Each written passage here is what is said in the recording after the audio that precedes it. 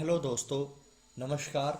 Welcome back to Aman trading centre. दोस्तों चलिए बात कर लेते हैं।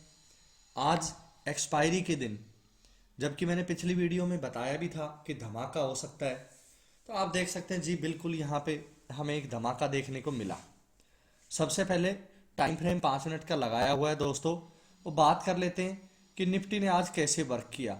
जब मार्केट ओपन हुआ यहाँ पे 915 के ऊपर, यहाँ पे इस कैंडल के ऊपर आप देखिए इसका लो ब्रेक हुआ, और मैंने इंक्लूडेड मेरे टेलीग्राम चैनल में भी बताया था कि 22,000 का लेवल जैसे ब्रेक होता है तो आप यहाँ पे सेलिंग अपॉर्चुनिटी ढूंढ सकते हैं। यहाँ पे अच्छा स्पाइक आया और एक स्कैल्पिंग बुक हुआ।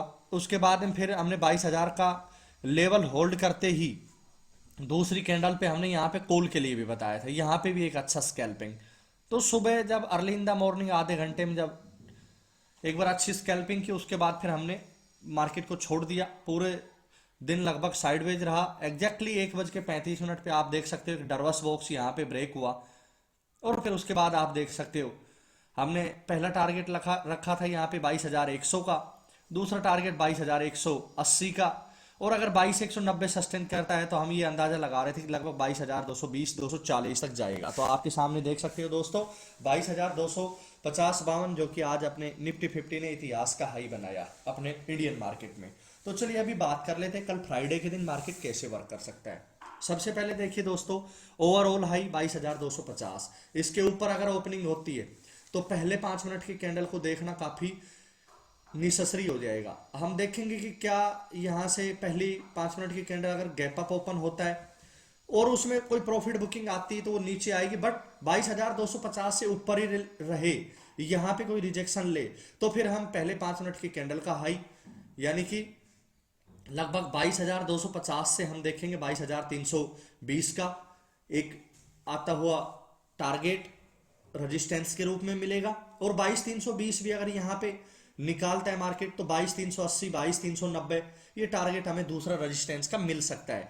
अगर दोस्तों पिछले दिन के हाई को ब्रेक नहीं करता है, 22,255 को अगर होल्ड नहीं करता है मार्केट और यहीं से कोई रेजिस्टेंस लेके नीचे आता है तो पहला सपोर्ट हमें मिलने की संभावना रहेगी निफ्टी 50 में 22,160, दूसरा सपोर्ट 22,080, और तीसरा आप देख सकते हो कि 22,000 का साइकोलॉजी लेवल एक बहुत ही जोरदार सपोर्ट के रूप में यहाँ पे काम करेगा। तो दोस्तों पिछली वीडियो में मैंने यही बताया था, 21,870 का एक लेवल बताया था कि निफ्टी अगर 22,000 के लेवल को होल्ड नहीं कर पाती थी यहाँ तक जा सकती है। आप एग्जैक्टली यहाँ पे देख सकते हो। उसके बाद में एक अच्छा वी शेप स्विंग भी बना यहाँ पे, और निफ्टी डब्ल्यू पैटर्न और वी शेप स्विंग को बहुत ज्यादा लाइक करती है। तो दोस्तों ध्यान रखना, अगर पिछले दिन के हाई से ऊपर रहता है मार्केट और यहां से रिट्रेसमेंट लेता है या रिजेक्शन लेता है और प्रीवियस डे के हाई से ऊपर रहता है तो हम यहाँ पे बिल्कुल बुलिश रहेंगे और टारगेट ऊपर 22,380 22,390 तक के रहेंगे। और अगर प्रीवियस डे के हाई को सस्टेन नहीं कर पाता है तो नीचे फिर हमें 22,080 22,000 तक की भी सपोर्ट देखने की संभावना रहेगी निफ्टी 50 में। अभी बात कर लेते हैं चलिए बैंक निफ्टी के बारे में कि बैंक निफ्टी ने आज कैसे वर्क किया और कौन कौन से ऐसे लेवल हैं जो हमें शुक्रवार के दिन काफी क्रूशियल रोल प्ले करते हुए नजर आएंगे। सबसे पहले देखिए 47,000 का लेवल होल्ड करना बैंक निफ्टी के लिए बहुत जरूरी है। अगर यहाँ पे 47,000 का लेवल बैंक निफ्टी 1000 का साइकोलॉजी लेवल है, ये होल्ड करता है तो हमें पहला रेजिस्टेंस मिलने की संभावना रहेगी 47,172, दूसरा रेजिस्टेंस यहां से निकलता है तो हमें 47,380, और तीसरा रेजिस्टेंस हमें 47,500 का साइकोलॉजी लेवल। अगर 47,000 का साइकोलॉजी लेवल यहाँ पे होल्ड नहीं कर पाता है बैंक निफ्टी तो फिर मैं यहाँ पे 46,660 और 46,480 तक के सपोर्ट नीचे बैंक निफ्टी में नजर आते हुए मेरे को दिखाई दे रहे हैं। ध्यान रखिएगा, जिस हिसाब से निफ्टी में मूवमेंट थी वैसा आज बैंक निफ्टी में नहीं रहा, क्योंकि बैंक निफ्टी थोड़ा सा स्टक रहा और काफी स्ट्रगल कर रहा था 47,000 के लेवल को ब्रेक करने में।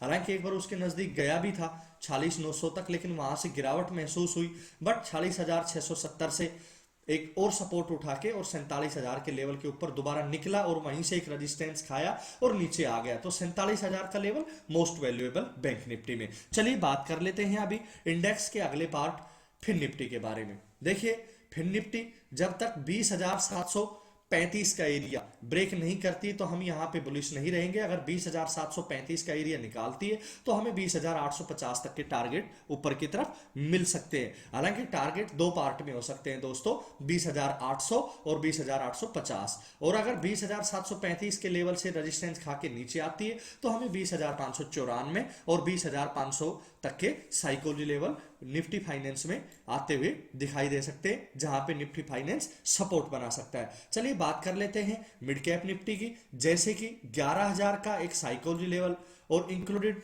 एक तरह से मैं हाई के नजदीक बता रहा हूं यहां पे।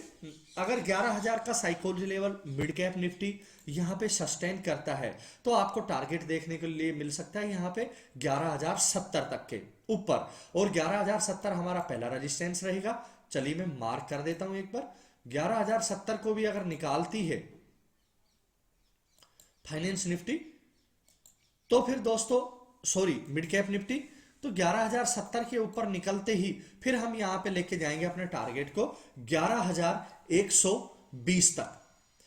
इसको भी मार्क कर देता हूं। ध्यान रखिए 11,000 का लेवल यहां पे बहुत इंपॉर्टेंट रहेगा और आपको यहां पे 11,120 तक के लेवल आते हुए नजर आ सकते हैं अगर मिड कैप निफ्टी में तेजी रही तो, और इंक्लूडेड 11,000 का लेवल लगातार होल्ड रहा तो। अगर 11,000 के लेवल से नीचे आती है मिड कैप निफ्टी तो हमारा अगला सपोर्ट मिलने की पॉसिबिलिटी 10,940, और अगर 10,940 भी होल्ड नहीं रह पाता है दोस्तों तो 10,888 तक के लेवल यहां पे मिड कैप निफ्टी में आते हुए दिखाई दे सकते हैं। मैं 10,888 के लेवल को भी मार्क कर देता हूं। तो ध्यान रखिए दोस्तों, इंडेक्स में Nifty, bank Nifty, mid cap Nifty और फिर निफ्टी, चारों का मैंने आपको levels as per education purpose बता दिया है। आप इन लेवल्स का एंजॉय ले सकते हैं। और अगर ये वीडियो अच्छी लगी हो तो मेरे चैनल को और मेरी वीडियो को लाइक और सब्सक्राइब करना, अपने दोस्तों के साथ शेयर करना। मिलते हैं आपको कल शुक्रवार के दिन, तब तक के लिए नमस्कार, थैंक यू, बाय बाय।